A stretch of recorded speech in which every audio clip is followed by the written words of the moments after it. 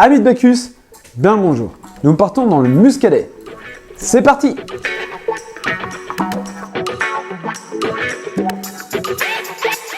On va parler maintenant de tes vins, donc d'un vin qui est la marque de fabrique du domaine. Mais comme tu as dit très justement, merci à toi, c'est que je vais vous parler d'un vin qui s'appelle le Rêve d'automne. C'est un vin vendangé tardivement à l'automne. Alors ça a une petite particularité parce que moi je l'appelle ça mon bébé, en fin de compte mon premier bébé. J'essaie d'élaborer des cuvées un peu chaque année. C'est un vin un peu dans le même esprit, si vous voulez, dans notre région que le Malvoisie. Mais pas aussi sucré, c'est avec un cépage différent. Puisque là, on est sur un cépage chardonnay et muscaté. C'est un seul chardonnay, c'est des petits raisins. Je le vendange, en fin de compte, j'attends une certaine surmaturité, en fin de compte, au moment des vendanges. Parce que quand on goûte le raisin, avant les vendanges, on a un côté un peu muscaté. Et si j'attends trop longtemps le vendanger, je perds ce côté muscaté sur le fruit pendant la fermentation. Et du coup, maintenant, ça fait presque 10 ans que je fais cette cuvée-là. J'ai réussi à la stabiliser, en fin de compte, à l'élaborer vraiment chaque année. Et c'est une cuvée monocépage. C'est ça, c'est un seul cépage. C'est un cépage que très peu de vignerons utilisent à 100%. Alors je ne vais pas vous donner le numéro exactement, parce que ça ne vous dit rien, mais si on appelle ça le chardonnay muscaté, c'est que c'est des petits rendements. Je suis à 35 hecto-hectares.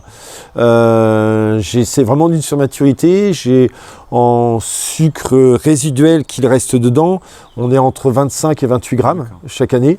On a un degré naturel de 13 en fonction des années. J'essaie d'arriver à 12,5-13. Du coup, on est sur un vin qui va s'associer bien sûr avec en apéritif, avec du foie gras, du sucré salé aussi. Voilà, foie gras. Et des choses qui peuvent être assez surprenantes avec du roquefort. Avec du roquefort, donc un fromage qui est assez fort. Voilà, qui vient et grâce à l'acidité qu'il reste dedans et cette sucrosité, ça embellit en fin de compte et ça accompagne.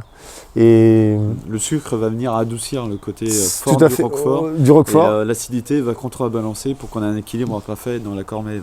Tout à fait, c'est exactement ça.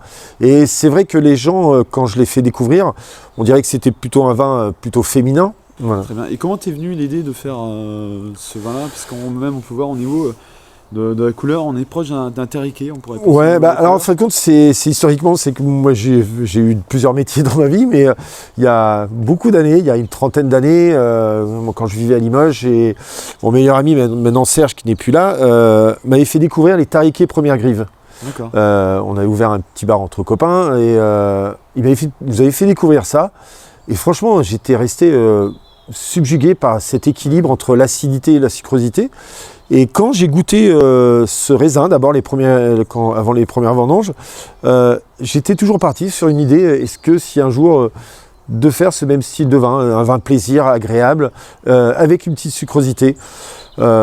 Le cépage a fait que j'ai pu le faire avec, voilà. Le cépage a permis ça. Parce que j'ai essayé de le faire dans les premières années avec le muscadet, le melon de Bourgogne. Mais le melon voilà, il y a aussi trop d'acidité et puis il y a trop d'aléas. Le cépage du melon de Bourgogne, dès qu'on arrive sur une surmaturité, de la pourriture, peut se ressentir pendant la fermentation. Et c'est vraiment c'est assez difficile. Et on peut avoir un goût qui peut être désagréable. Et c'est vraiment plus difficile. Et que là, avec ce cépage, et c'est vrai que c'est toujours le petit clin d'œil à mon copain, Serge, et c'est vrai que j'ai trouvé c'était cette chose-là. Je suis assez content. C'est un vin qui sort régulièrement dans des concours, différents concours, puisque sur le 2018 là, que je présente, il a une médaille d'or au concours des Féminalises.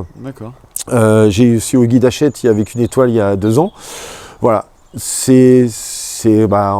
permet de valoriser le vin et puis d'avoir une certaine reconnaissance. Voilà, donc c'est un petit peu ma patte, à dire que c'est un petit peu ma patte personnelle de la propriété. Et en 15 ans, je me suis fait connaître d'abord par le Rêve d'automne. Par le Rêve d'automne. Donc on va le goûter. Bon, c'est un vin qui est génial. Je l'avais déjà goûté, j'étais déjà venu pour préparer le tournage. C'est vraiment un vin qui est là, quand tu regardes au nez, là, il est en plus ouvert. Ce qui est encore le mieux, c'est de l'ouvrir et de le laisser. Il est encore mieux au bout de 24 heures quand il est ouvert. Il faut toujours penser ouvrir l'oxygéné. Et là, on est sur des côtés poire, banane, du côté fruits, pêche, voilà, assez exotique. Là, je suis encore plus les fruits que la première fois où j'étais venu. Voilà, parce que là, honnêtement plus, voilà, parce qu'il était plus il a été ouvert, là, il a été plus ouvert, oxygéné. Là, ça fait, on est jeudi. J'ai fait une petite dégustation samedi parce que je peux encore faire des petites dégustations en petits groupes, bien sûr. Donc, voilà, mais je laisse souvent et on est souvent assez surpris. Et là, quand tu vois cette petite sucrosité, tu l'as, c'est cette petite fraîcheur, voilà, fraîcheur. Et tu as une longueur de bouche, mais qui reste sur le début de la langue, sur le palais. Et la petite acidité, qui donne. Donc, comme je te disais, on l'a essayé, avec du sucré salé.